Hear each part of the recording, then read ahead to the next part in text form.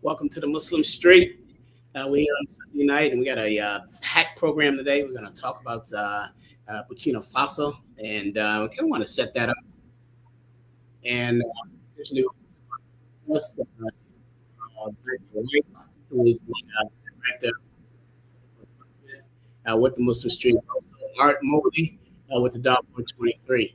To get some background before we dive into recent events in Faso. Back in 2007, a group of Black Americans went to Sudan at a crisis that was described as genocide by Western media in Darfur. What we was to build relationships with both sides, three sides of that issue right there. I mean, the government as well as the rebel groups.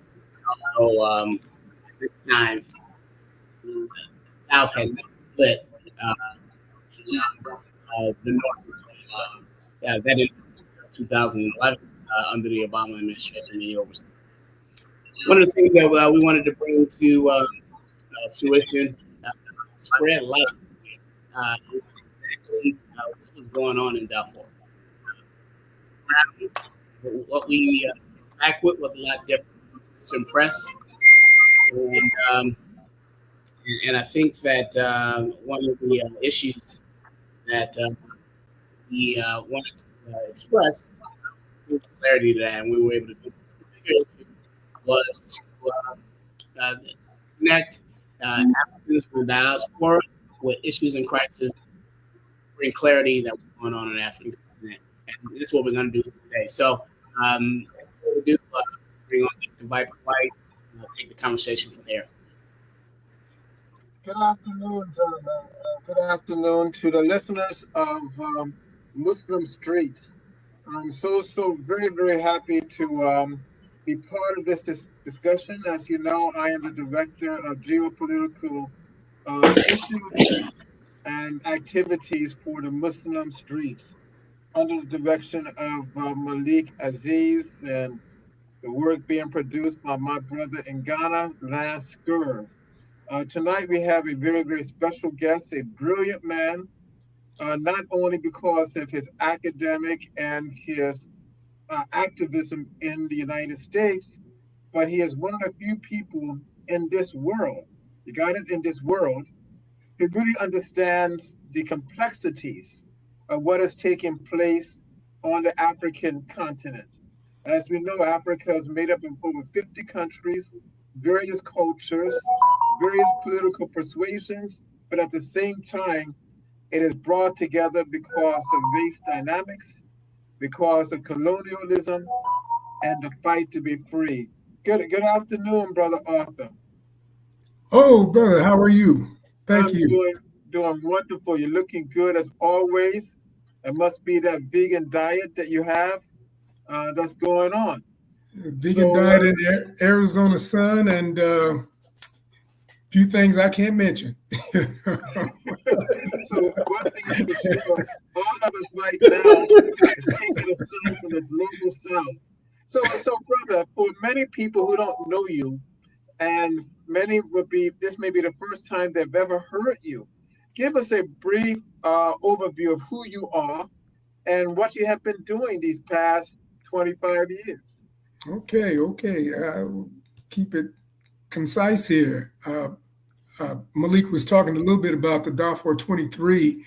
We were a group of academics and professionals and journalists, and we went to Sudan, and I was on the Ethiopian side of the border, and everybody else was in Sudan there for a bit. But we were looking back then at the situation in Darfur. We wanted to go and investigate for ourselves, find out, eyewitness what was going on. You know, we wanted to go and see all of the nonsense that was being reported out of Sudan. We wanted to see if it was true. We wanted to go and verify. And that's what we have to do more and more, is verify for ourselves and stop allowing people to give us a filter and a lens to see our people through. And but I've been a journalist for much longer than that, and I've worked for many other professional journalistic organizations and CBS and ABC and NBC.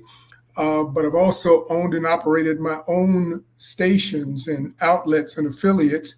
And I've also run a couple of networks. So I'm a journalist primarily, but I'm a longtime advocate and Pan-Africanist, and definitely a supporter of networking and African people all over the world coming together to bridge the things that we need to bridge and come together regardless of what we think our orientations are. So a lot of that is going on in the news, and we'll get to some of that shortly. But that's in a nutshell who I am. That's brilliant. I mean, so you're one of the few independent journalists. That means you are a target. And also, what's interesting is that you and Malik went to the Sudan and Ethiopia without government support, without an NGO that's paying you. You did it on your own to find the truth. And that's wonderful, because many of our people believe that they must be funded by some entity to go to Africa to study. And if they do that, they will come back with the entity's perspective. My first question for you, brother, can you give us an update of what has occurred since your work and your travels to that part of the world, and what you were trying to do? What has happened? Well, I have been back a number of times, and on a number of occasions, even prior to go to Africa. I've been all over Africa, to tell you the truth. I was in Africa back in '94 as a monitor and a observer of the election that brought Nelson Mandela to power in South Africa. I was there for over a month at that time, trained by the IEC. They didn't send me over there. I went on my own. I had my own journalistic operations, and I went to cover from a journalistic standpoint. I was invited by the ANC. I was a guest of the ANC and the Lawyers Guild to go to. They were the only sponsors, but it was just in name only. They didn't give me a dime, and weren't part of my mission. I went there at my own funding. I also went to a number of other countries and just worked with an NGO, but it was the NGO that Reverend Leon Howard Sullivan had started, and he instituted some very important efforts to bring African Americans, Africans from Europe and from all other parts of the world, as well as all over Africa, together in Africa. And he did that every 2 years for about 25 years. So I went on a number of those trips, as well as some independent efforts to go there and look at developing business in Africa, or helping Africans with infrastructure, particularly with communications infrastructure. So just wanted to drop a little bit more in terms of just my background there. But, we're talking about what's going on in Burkina Faso. You remember probably in the 80s when things started to really get hot in Africa itself, with the revolutions that were taking place in Mozambique and Angola and Guinea-Bissau. From the Portuguese colonies, the Portuguese had to get out of Africa real quick, or they decided to pull out of Africa. And when they did, they left a vacuum. And the French and the Americans and the British and the South Africans, who were under apartheid still then, tried to fill that vacuum and that void. And that caused a very serious conflict, because there were already revolutionary movements in most of the countries in Southern Africa, particularly in Angola and Mozambique and Namibia as well, and Zimbabwe and South Africa, to tell the truth. So we were all anxious at that point to see what would transpire. And as you know, as those countries became liberated, Zimbabwe became liberated on the tail end of what happened in Mozambique and Angola. And then South Africa had a really good window to move forward as well. Namibia, of course, did win its independence under Simon Jomo in Namibia, and we watched a real strong, powerful unveiling. Very hopeful time to see almost all of Southern Africa unite under the Patriotic Front to support Zimbabwe and finally the movement in South Africa towards independence. Did not complete that journey and that effort. We were disappointed and sorry to say, but the groundwork was laid and it's still there. It's still in place and it operates right under the surface. So now that Sahel has moved very strongly in a very progressive direction with some very powerful leaderships, we believe that there's an opportunity for a rekindling or reuniting of what is going on in South Africa or in Southern Africa to hopefully unite with what's happening in the Sahel. And there could be a very swift explosion on the African continent that causes this to happen very quickly. So I'm very hopeful about it. Thank you. One of the things about the Muslim Street is that we do not only talk about what's taking place, but we actually educate our listeners and our viewers. So sometimes if you have a chance for the listeners, some of them may not know who Leon Sullivan was, or they may not know what does the ANC stands for, or maybe even they may not even know what's really taking place in the Sahel area. So, elaborate a little bit on some of those things because we want our people to be able to enunciate what you're saying so they can become more revolutionary in thought. And I would also like for you to explain what you mean revolution there because Americans don't really understand. They think revolution is just against the state, but I think you're talking more against the neocolonialism and colonialism that they have there. Absolutely. Revolution is change, as described by Brother Malcolm X, and he reminded us of it constantly that that's what it meant. But it also means to turn over things completely so that you transform your culture, your society, and in this place, or in this context, we're looking to transform Africa into an independent continent. As I mentioned last week, our goal is, and when I say our goal, I'm talking about all of us, whether we understand or know it or can define all of these terms yet or not, is to be free. We have a goal of self-determination. We want to be able to not only predict what we will do in the next months and weeks and years, but we want to be able to project what our children are going to do when they're born, even if they're not here yet, and our grandchildren. We need to have the ability to project where we are going as a people and not leave it to happenstance and the machinations of ex-colonial exploiters and others who don't have our interests, never had our interests at heart, but leave it in their hands to decide for us what is going to happen.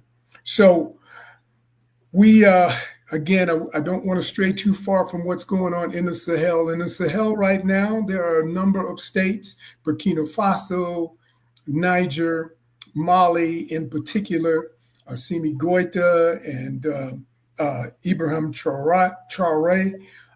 They have been most vocal and most in the news. And I don't think we need to focus on any individuals as we move this forward because it's important for us to understand that that is they could not lead the kinds of things that are actively transforming in the Sahel if they did not have a body of people who were behind them. So when people get the notions of, well, we got one person here and one person here, and all we have to do is get rid of those two people, and then the whole thing will collapse. That's not functional. That's not. It's too late for that. Africans have moved well beyond that and are ready to make sure that, as we've always projected, even in this country, that we have replacements. We're grooming people behind us so that the effort continues, so that the movement continues, so that your forward momentum continues. So I'm certainly optimistic about that, even in the Sahel region. But one other thing that I want to emphasize is enterprise and the Trump administration, they have placed tariffs on 30 African states, and most recently, in the last few days, they have even increased more tariffs on South Africa. And can you briefly talk about this new attack from the global north, the United States, Canada, and the Western Europe, the new attack on Africa, and how they may be trying to suppress what's taking place in the Sahel, and with our brother Ibrahim Traore? Well, I'm glad you brought that up. It's an excellent question, and one that I'm sure that a lot of people are thinking about, and maybe they're perplexed about it. But what I think that we need to understand is that this is a new day. It's a new day all the way around, and Africa has finally been able to step forward in a way that says we are not going to continue to be strangled by the debt that comes from the West. And they are very serious about that. And the population, the public, the youth are driving this seriousness to an entirely different level, which is actually great to see.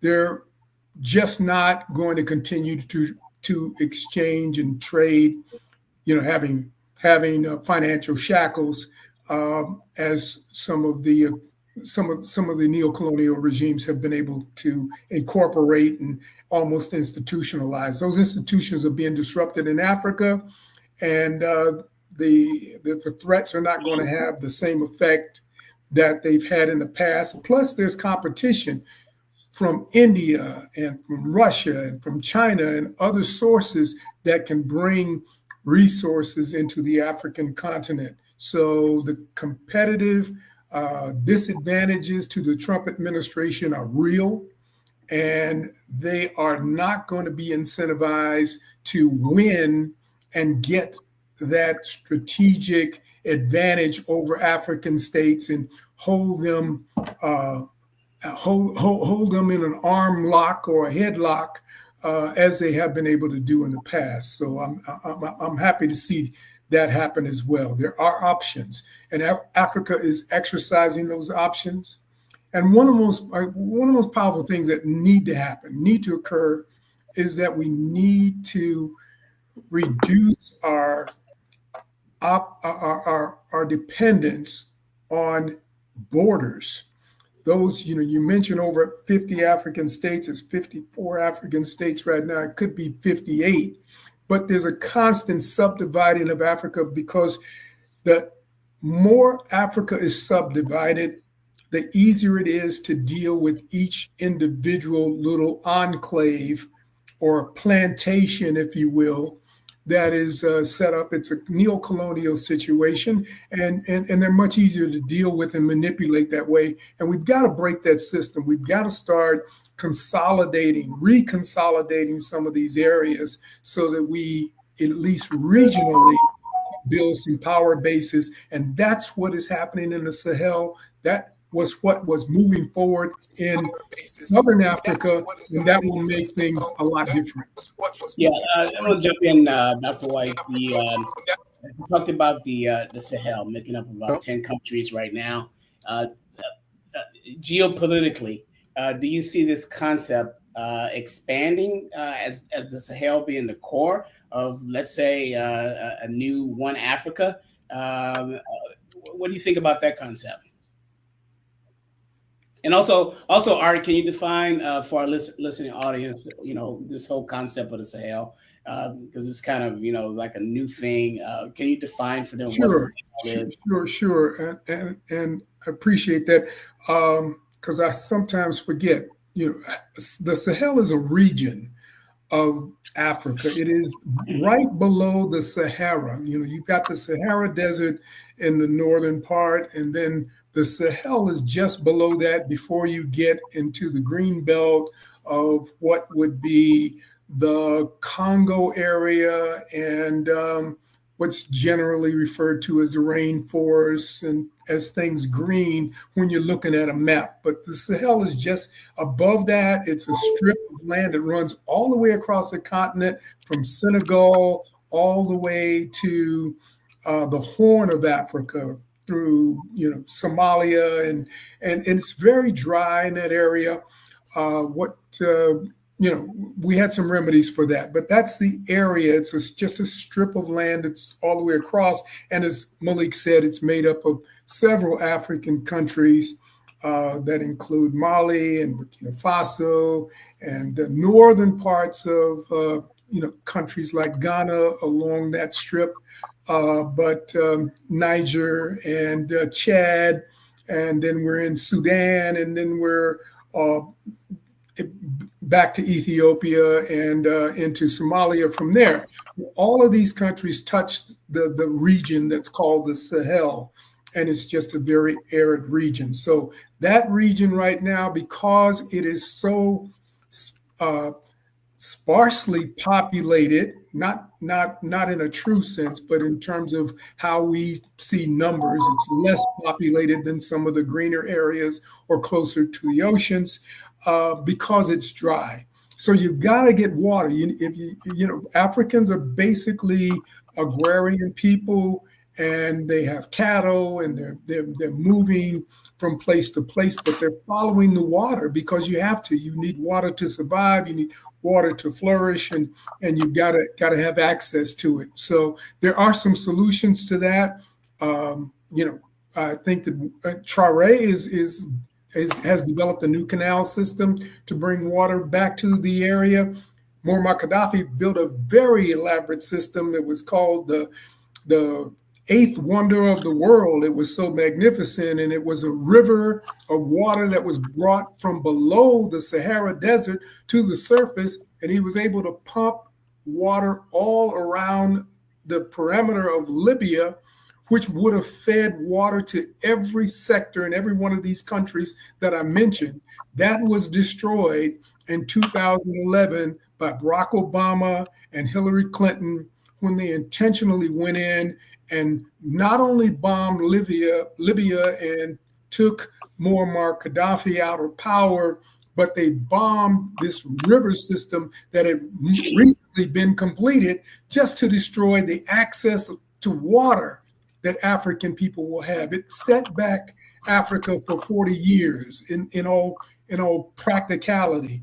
But things have adjusted and things are moving forward, and we're going to make sure that that is a different situation. So somebody's put up a map, and you can see from one end of the West Africa around the Gambia there, where Senegal is, Senegambia, and if you follow almost a straight line across to the Horn of Africa, you will run your finger over the Sahel almost completely. You're talking about a size of an area that may be 3/4 of the size of the United States when you look at it. But the question that I have is that a number of Americans, African Americans, and of course members of the larger society, why should they be concerned with the affairs that's taking place in this region? I mean, we have a schizophrenic Black community that says, well, we don't live in Africa. we're Americans and our interest is here. Why should American blacks specifically be concerned about the things that you're doing, the work that has taken place in the Sahel area? Well, I would like to defer to a global look at geography. Geography was always one of my favorite subjects, and I studied geography extensively. And I, would just say that we have to look at a global map. If I ask you what were the most powerful countries in the world, and you started naming them to me, you would be talking about those countries with the biggest geographical landmass. You would say the United States, you would say China, you would say Canada, you would say Russia, you would say India. And if you looked at a map, those countries are geographically the largest country. So you have to understand that size and geography can be directly equated to power. If you understand that, then you start to understand why Africa is so subdivided with all of these borders and why it was intentionally divided thus, so that power would be very difficult to amass and to pull together. So when you start talking about a region like the Sahel, banding together as Mali and Niger, Senegal, Chad now is in touch, parts of Sudan, which take it right, back into the Red Sea, and that entire Sahel area. If they're banding together and saying we are going to have a defense pact where an attack against one is an attack against all, and that's what Mali and Niger and Burkina Faso have essentially announced to the world.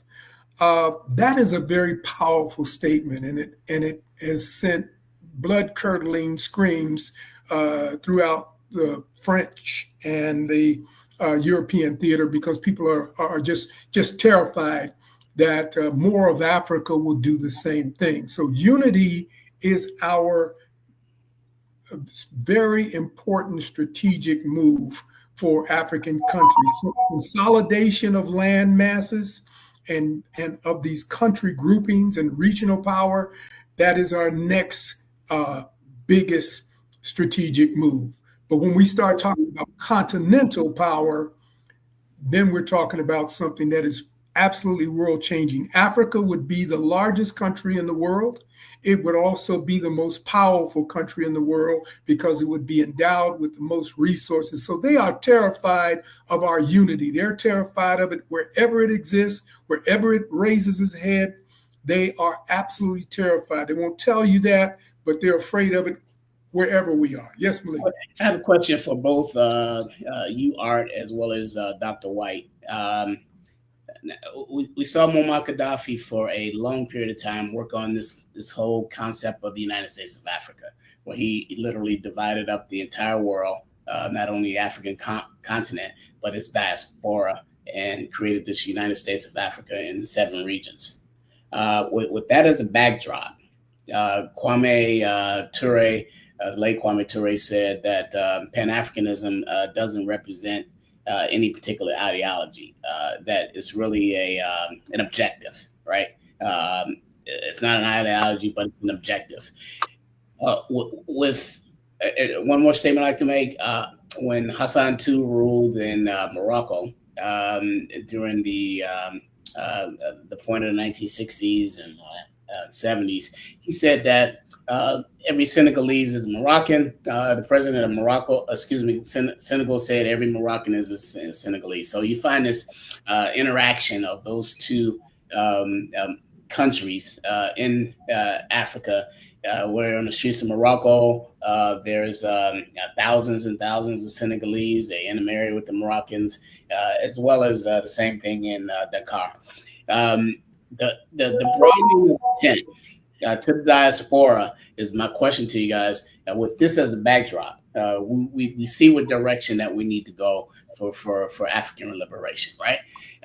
The diaspora, how do we continue, or if that is the case, how do we continue to broaden this tent of Pan-Africanism?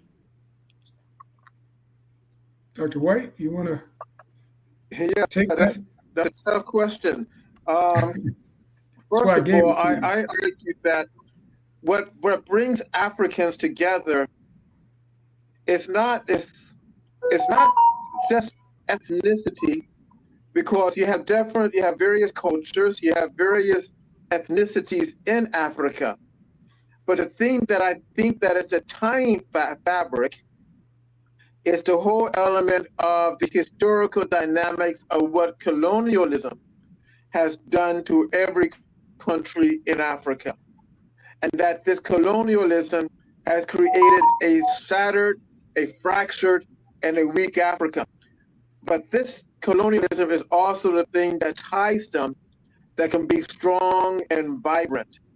Now, in reference to the African American, the question is, will they support? We didn't do a very good job in supporting Kwame Nkrumah of Ghana, who called for a United States of Africa. Remember that. I mean, his book, Consciousness, and his book on colonialism, tremendous pieces that call for this. But the African American, and particularly, did not do anything.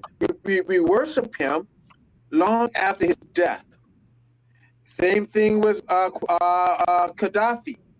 But Gaddafi was calling for a unification. The African American was AWOL. And now, years after his death, we all embrace him.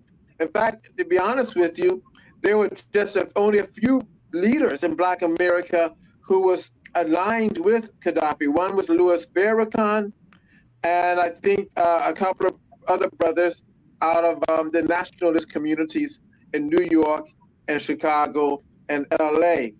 So the question is that will the African in diaspora, particularly the United States, will they see a format, and would they look for an avenue to uplift and to support a unification? And and to do this, they have to ask the question and answer the question, what does it mean for them? Because on the other hand, the Americans and members of the North, of the global North, they're going to say to their African people, you're here now, you're Englishmen, you're Frenchmen, you are Italian, you are Americans, you're Canadians. Your lot is here, and your lot is to protect this interest. So those questions are going to have to be answered. It's going to have to be very, very clear so our people can get involved. Yeah, excellent points. And I know that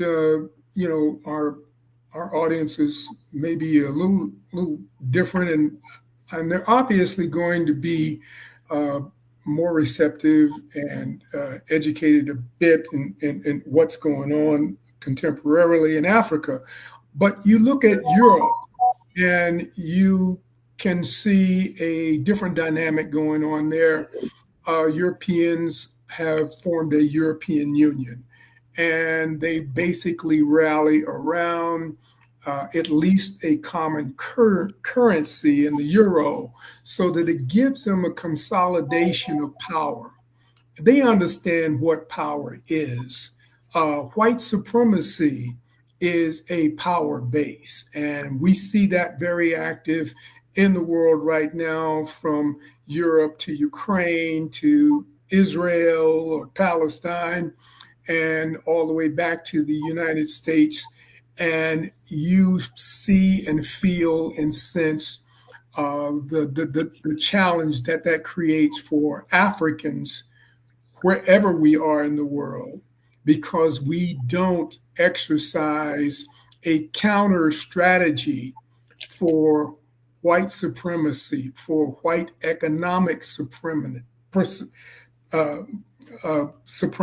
and dominance. So we have to become sophisticated enough to understand, and we are sophisticated enough to understand that some changes have to be made. How do we get from being a subservient culture that is constantly under pressure and threat by the Western uh, ideology of white supremacy and economic supremacy to a place where we have our own? So we have to move back to a non-aligned movement. We're not favoring any particular group. We don't care what your politics are, except how it affects us as Black people and as African. If you are anti-Black and you are anti-African, you are anti-Indigenous, you are our enemy. You should not pretend to be our friend. We have to understand who our enemies are and what our enemies do, how our enemies act, and how they are going to act. We know them very intimately, especially African Americans, because we've lived among them. So I don't try to blame African Americans for the failures of what has happened or hasn't happened on the African continent. I look more to our brothers there and understand that when COINTELPRO became so vicious that it started to destroy every African American leader that raised his eyebrow, much less his head, they were intent to destroy all of us in that movement because they were afraid we were going to be that example that we are in the best position to be in for the rest of Black people around the world. But we had to rise above that, and we had to also understand our context with Africa, what that means to Africa, and the potential that it means for Africa for us to unite. So yeah, so I got a question. Yeah, go ahead, Dr. White. Go ahead. But there's something that's taking place right now. For example, Russia, they have now most recently established pilot nuclear programs, the development of nuclear energy and nuclear activities in Tanzania, in South Africa, and other parts of the continent. Now the question is going to come up: how should African Americans look at this?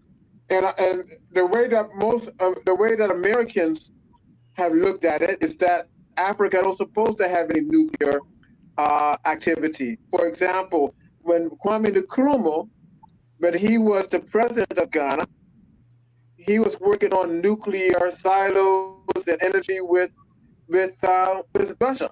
If you go to Ghana now, you still see the silos in operative.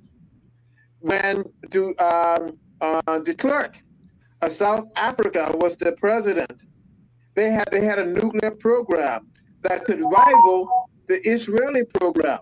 But when the Blacks became the president and the leadership in South Africa, the global North forced them to dismantle the nuclear program. Now, how will African Americans handle this? Because it will be a wedge for some of them, saying that, they're going to be siding with the enemy of the United States, Russia, and that they should have nuclear because now they can bomb Miami and this other foolishness. So I think that's something that seriously needs to be looked at. Yeah. Well, absolutely. And I think that the most powerful weapon that we have as African people, as Black people, is our unity. That is more powerful than all the nuclear bombs in the world collectively. And we, without firing a shot, could unite Africa and also become the dominant power in the world in one movement. We could do that in a very short period of time if we allowed ourselves to think in a unified way, not just across Africa, but around the world, just as Europeans do, just as Chinese people do, just as people in Russia do. Everybody else seems to understand the power of national unification, racial unification, except for African people. We are the ones who feel that whatever we feel that we need to be homogenous and blending with other groups, and other groups certainly have another agenda and they do something very differently. So we have to really come to the realization that our power is in our skin, it is in our melanin, it is in our commonality based on racial unity and also a cultural unity for the African continent itself. So I know we've got a lot of splits and a lot of conversation going on throughout the world right now about Africans and African Americans. All of that is a distraction that is perpetuated by the same people who have tried to keep Africa subdivided and split up, and Africans away from African Americans, and Caribbean people away from people in Latin America, et cetera, et cetera. They break us down language in all kinds of ways, any ways they can, because they know and they fear our unity. Look at what Ibrahim Traore has been able to do in just a matter of a couple of years to France. He's thrown out French bases and French military and followed that with British and US units being evicted from the country because they were serving no purpose. Meanwhile, they've got a supposed movement, terrorist movement, if you will, and that movement is essentially brought on by a group called the JNIM. That's their acronym. They're a division of Al Qaeda, which is a division of ISIS, which is probably a division of something that started in Israel and Britain and the United States and was cooked up by several other three-letter groups. So. Yeah, I want to kind of, you and Dr. White, I want to kind of get your input on shift the conversation back and with this as a context to it. About 30 years or so ago, Dr. White and I were in a strategy session, and one of the things that he raised was what are the next steps of the enemy, the white power structure on this chessboard that we're participating in, and that chessboard is who will control the resources and the power on the planet. Let's be clear about it. So thinking in terms of the enemy, we saw the emergence of Africa in the late 50s, early 60s. There was a true Pan-African movement going on the continent and in the diaspora that was handled by the enemy with CIA assassinations of Patrice Lumumba and Milko Cabral, the overthrow of Nkrumah in the early 60s while he was on visit with Mao in China.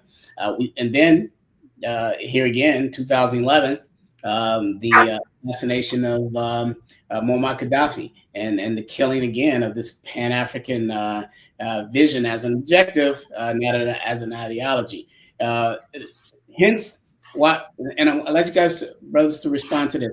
Hence the importance of a militant wing of the Pan-African movement that has to reemerge in the West. I mean, the Pan-African movement started in the West.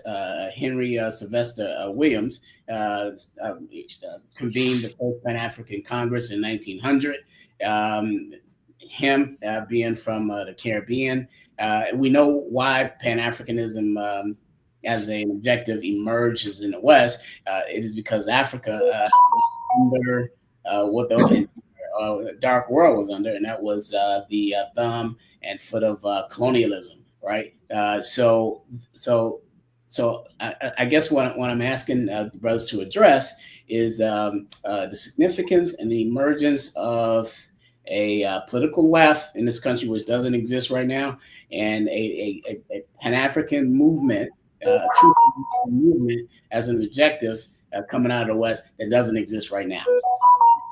Well, what they have to continue to do is the things that they've been doing for a long time in Africa, is to create these movements of mercenary forces. As I mentioned, the JNIM, that's part of an Al Qaeda movement, and that's supposed to be. I don't want to interrupt you. I left something out of that. The reason I'm champion in a way this emergence of Pan-African left in the West is because what the CIA did with Nkrumah and Amilcar Cabral and Patrice Lumumba to drop the movement in the early 60s, what they did with Gaddafi in 2011, they're trying right now, the CIA and the West is trying to assassinate the president of Burkina Faso, Ibrahim Traore. He's now, look at that screen, become the spiritual leader of the Pan-African movement, rallying the entire world. But again, that exposing of him comes from what I think that we don't have a flank here in the West to deal with the CIA and other enemy forces. Well, absolutely, and that's what the you think back to the Vietnam War and the protests that were in the streets, and how people here in the U.S. were ready to challenge the authorities in Washington and the status quo, so that that would in turn break down that structure, that war machine structure that was prosecuting that war. Nothing's changed. I mean, these people do the same thing over and over again because they don't know how to do anything else. This is standard operating procedure for these groups that you mentioned. All they do is pull out those old same playbooks, and you got assassination, and you got a couple of political intrigues, and you develop a mercenary army, and you send them in, and you do the same thing over and over again, rinse and repeat. So they are very predictable, but what really thwarted that in Southern Africa is the fact that there were over 1 million troops under arms during the height of the Southern Africa movement that were combined forces of the MPLA, which was the group out of Angola, Frelimo out of Mozambique, SWAPO out of Northwest Africa, People's Organization, which became Namibia. You had the Zimbabwe, ZANU and ZAPU. You had a combined over 1 million men under arms, bearing arms, that were fighting for the same liberation cause from one region, country to the next. That is what it is going to take. You have to have an army. There needs to be one army across the entire African continent eventually. And when that happens, you won't, like I said, you won't need nuclear weapons, but you'll be able to make them if you want to. You'll be able to make any kind of weapons that you want to make. You should be free to do that. We have to have the freedom to think. We have to have space so that we can have an intelligent leadership, and we can groom that leadership, and by all means protect that leadership. And gets back to what's going on with Traore. He is being protected by his people, and his people have built a wall around him. Same thing with Assimi Goïta in Mali. And you are not going to get to them that easily. You're not going to be able to do what you did with Sankara, and you're not going to be able to do what you did with Magufuli over in Tanzania, and you're not going to be able to do what you did in the Sudan, to rip the Sudan apart and kill or to minimize the leadership of both the North and the South. So you have to understand the tactics. You have to understand what they have done, and that gives you a good window into what they are planning. But we've always been very exposed in America. That's why we lost Malcolm X and Martin Luther King and Medgar Evers and a whole litany of other names that you could come up with. We stand among these people, very brave to say the kinds of things that we say, and very brave to do the kinds of things that we do. But there are three entities that must be looked at. We're talking about a militant wing that Brother Malik spoke of. And that is, one, you have the Africans on the continent, all right? Two, you have the Africans who have moved to the global north. Then three, you have the African Americans. Now, what's so important about this? The Africans on the continent, which are overwhelmingly young, is a new breed, and they're ready for this. They're ready for unification. They're pushing back. They're aligning with people like the Chinese, the Indians, the Russians, the Brazilians, the Cubans, even people from Venezuela. They're uniting with that. And they see that revolution and protection is the key. However, you have the Africans who have moved. Now, this group is even more schizophrenic than the African Americans. They talk good game, but they have aligned themselves completely to Western Germany.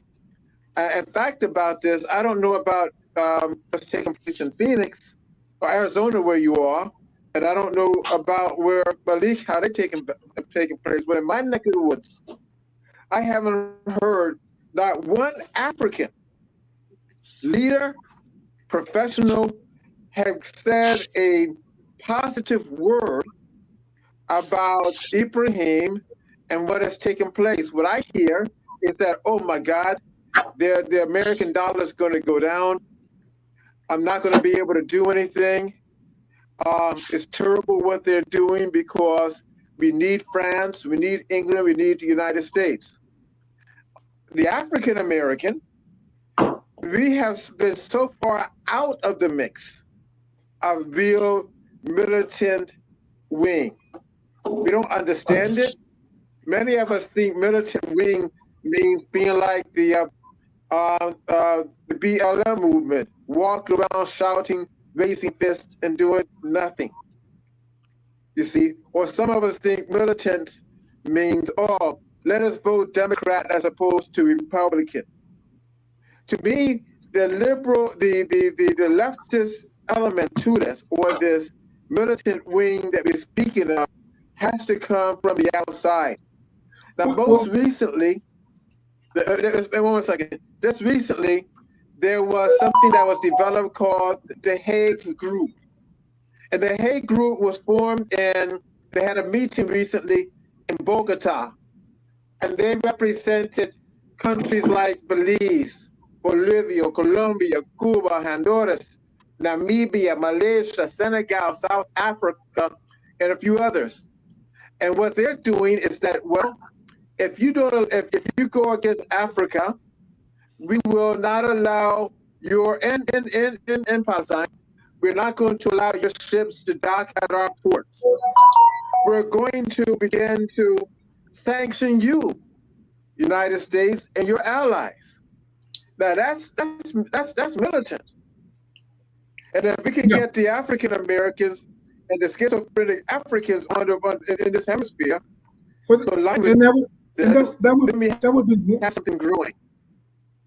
That would be wonderful if we could do that, you know. But it's, I said, that would be. Make one more thing.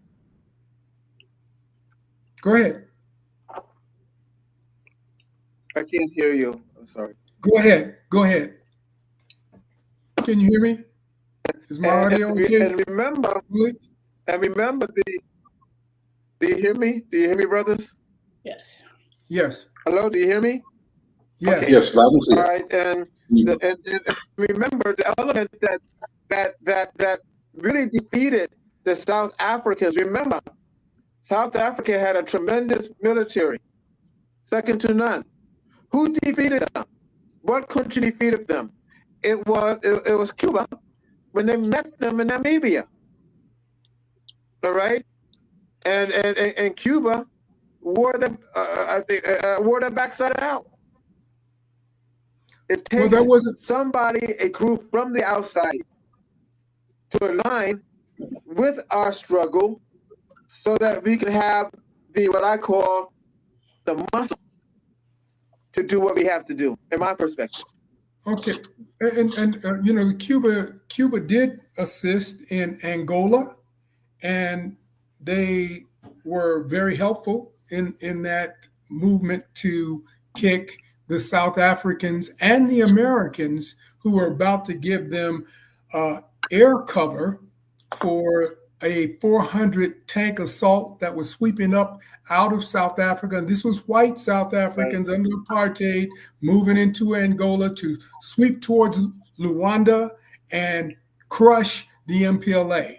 And the Cubans lined up at the airport to get on planes because they said to Fidel and to the authorities in Cuba, we want to go to Africa to fight.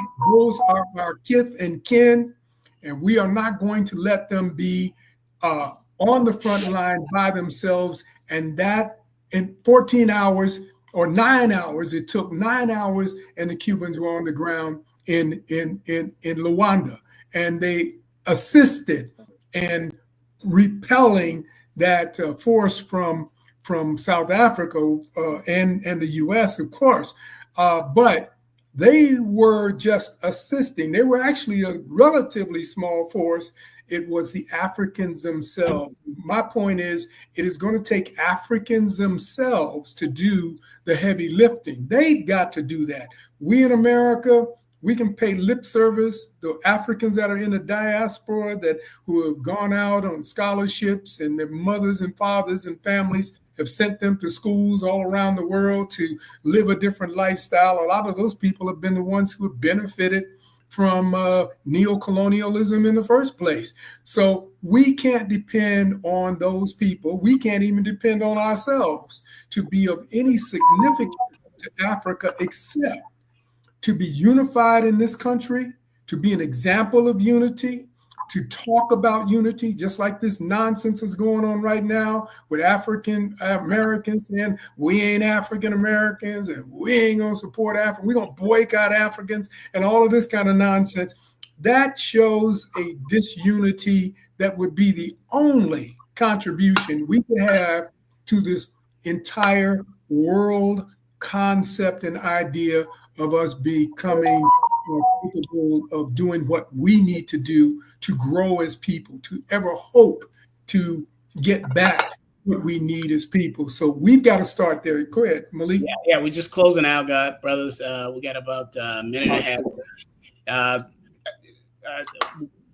Before I make one statement, I just want to do a quote from Dr. Khalid Muhammad, and then I'd like for you to tell the audience how to get in touch with you, Art Mobley, Darfur 23, as well as Dr. White, what your latest projects are. Dr. Khalid Muhammad said in 1984, he said that, speaking in the context of South African apartheid, that why don't we organize a continental army on the African continent and go down there and overthrow de Klerk and that whole situation? So it tells that we had a militant Pan-Africanist movement in terms of the objective that existed. We need to get back to it here. He also said this, because there's a lot of information. When you come on the Muslim street, we only do research and facts, scholars. This ain't how we feel. Dr. Khalid said this as he spoke to the ordinary Black person. He said, if you don't understand geopolitics, whatever side America takes and its cronies of white supremacy, just take the other side. All right. So Dr. White, what can we reach you at? What is your latest projects? And then Art, jump in after him and we'll close out. My latest project, I'm still working with my book, Blacklisted, The Price for Speaking Truth. It's a hot book. I think everyone should read it. It gives us a bird's eye view of how we should move, how we should think, and what has taken place to us. You can order the book at info@nohegemony.org, or you can just call me call our office at 321-320-5373. 321-320-5373. NoHegemony.org. You can reach us as well.